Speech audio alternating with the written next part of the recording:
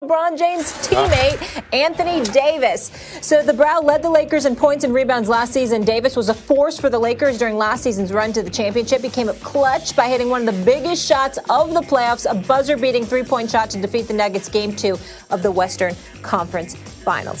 Stephen A., who would you rather have in the postseason? This one's tough. AD or Giannis?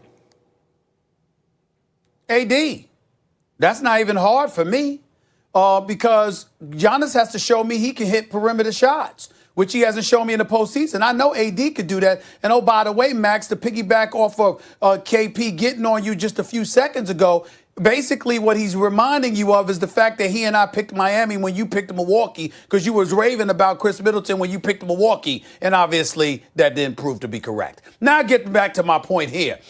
Giannis is a man-child in the regular season. But come postseason time, I say this all the time, come the postseason, teams get back on defense. They force you to be a half court. One of the reasons why we raved, and KP, you could co-sign this, one of the reasons we raved so much about Showtime with Irvin Magic Johnson, with Worthy on one wing, Byron Scott on another, Cooper trailing, stuff like that, where we used to go off about that and we loved it so much. We didn't just marvel at the Lakers and Magic Johnson because of the fast break. We marveled at the fact that the fast break never left them, no matter what defenses tried to do. Somehow, some way, because of the greatness of Magic Johnson, you could always push the ball up the court, and you were always in a track meet. And that's what you marveled about, because that doesn't usually happen. And so as a result of that, let's transition to the modern day age with the Greek Freak in Milwaukee. You don't really have a situation with Eric Bledsoe and those boys at the time where you were able to push the ball up the floor the way that you would like to, because that's when Giannis is really lethal in the open court. It's not to say that he can't do stuff in the half court, but not to the degree of his danger, of how dangerous he is in the open court. So they get back on defense. You become a half court player. If you don't have a perimeter shot, there's nothing you can do. What makes Anthony Davis so great, inside or out, it doesn't matter. He can play with his back to the basket. He can play facing the basket. He can drive to the hole, or he can pull up from 17, or he can pull up from 19 and beyond. It doesn't matter. The arsenal of his offensive attack is better than that of the Greek Freak. Plus, he's a rim protector and a shot blocker and a rebounder when he wants to be. Anthony Davis is the real deal, and I would take him over the Greek Freak without question. I understand those arguments. He's more well-rounded. Stephen A., you tend to like those kind of players in the playoffs. You like, in order of preference, KD, AD, Giannis, because that's the descending order of like how well-rounded their games are. But sometimes a dude can do certain things so well that even if they're not as well-rounded, they're more valuable. I had Andre Snellings of ESPN fame, Stephen A., who's also a neural engineer, I believe. He's like, a very, very smart guy and knows the basketball analytics on my radio show, the Max Kellerman Show, 2 p.m. Eastern, by the way, on ESPN Radio and ESPN+. And he was saying he'd take Giannis. He'd take Giannis, and it's not a difficult choice for him. And he said because Giannis, when you look at how he makes his teammates, Giannis, like AD can compile stats, and he's great, no doubt about it, and all the reasons you said about him are correct. But Giannis can also elevate those around him because he's an exceptional passer with court vision, because of his handles given his size. No, he can't shoot it like AD, although, again, AD's a better shooter than Giannis. Is he a way better shooter than Giannis? He's a better shooter. Giannis is a step below that, but he's not. It's not like you're talking about Ben Simmons. You got to put him in the dunker spot because he can't shoot at all. If you leave him alone, he can knock down a shot.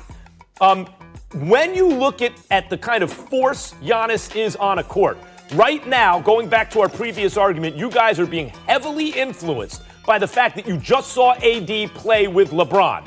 If you put Giannis with LeBron, you would say, this dude, it's impossible. Just like the Lakers are now, they would not lose anything if you swapped out AD with Giannis. And if push came to shove, I'm taking Giannis. That's not true, Max. First of all, to me, LeBron and Giannis both need the ball in their hands to be dominant, meaning that they can't play off the ball. Anthony Davis could play off the ball. And Max, I don't know what analytics, and I've been on your radio show, and I love coming on there and handing you L's like I'm doing today. But if you're going to sit up here and tell me that it's not night and day between Anthony Davis and Giannis, you're tripping.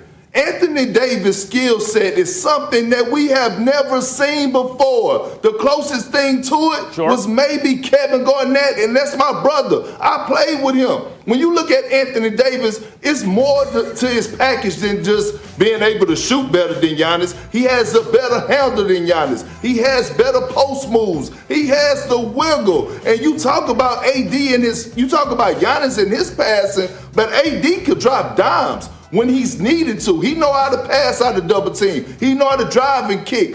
Excuse me, in the NBA Finals and in the bubble last season, did we not see him throwing lob after lob to Dwight Howard and JaVale McGee on big-to-big passing when he was catching the ball in the pocket pass? Who's the better passer?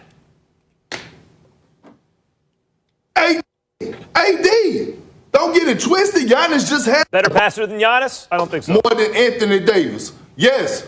Oh my God. Giannis just learned how to find the corner pass this season.